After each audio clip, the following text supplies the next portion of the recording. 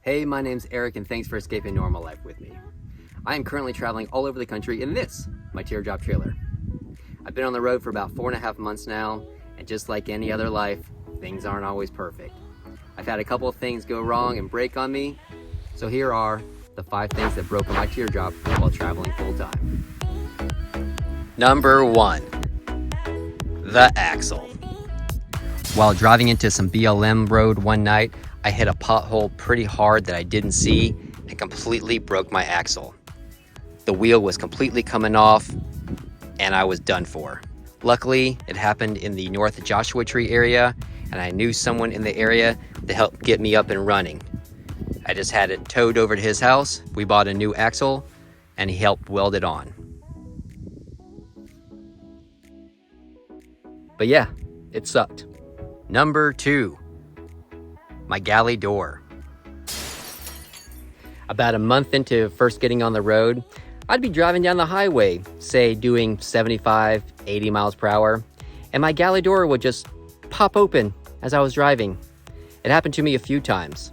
Basically, I discovered that these locks right here, which twist with the handle, create a pin that runs right along this metal ledge. However, it was barely catching the metal ledge.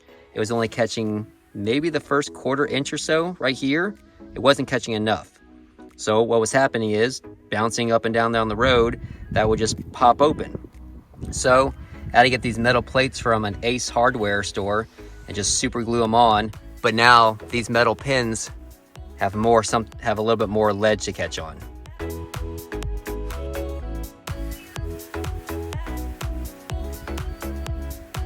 Number 3.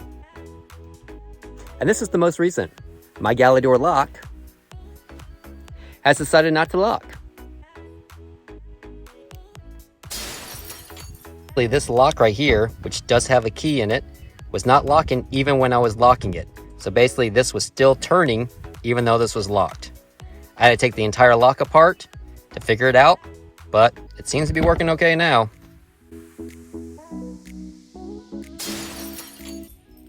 Number 4. My wiring harness.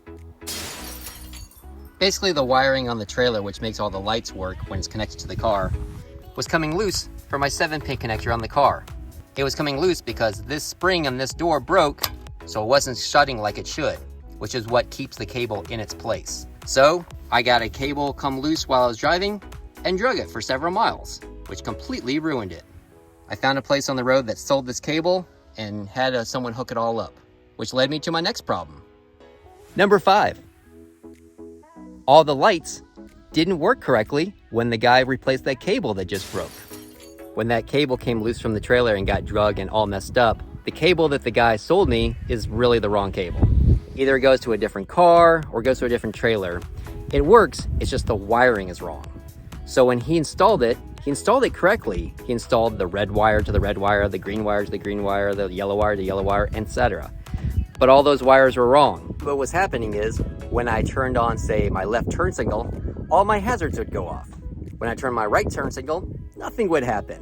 When I turned on my headlights, none of the lights would come on. So basically, no one could see me in the dark. All the wiring was just set up for a totally different rig. When I got in there and started looking at the wiring, again, the guy did it correctly. He ran the white wire to the white wire, the black wire to the black wire, the yellow wire to yellow wire, etc.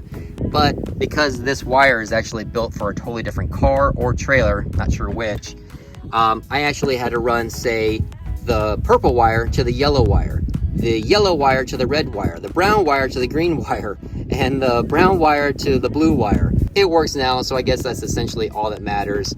But yeah, it was a fun 24 hours driving around Las Vegas with lights that didn't work. Well, life on the road isn't always glamorous. Things break just like at home. At least sometimes I get to escape normal life. See you next time.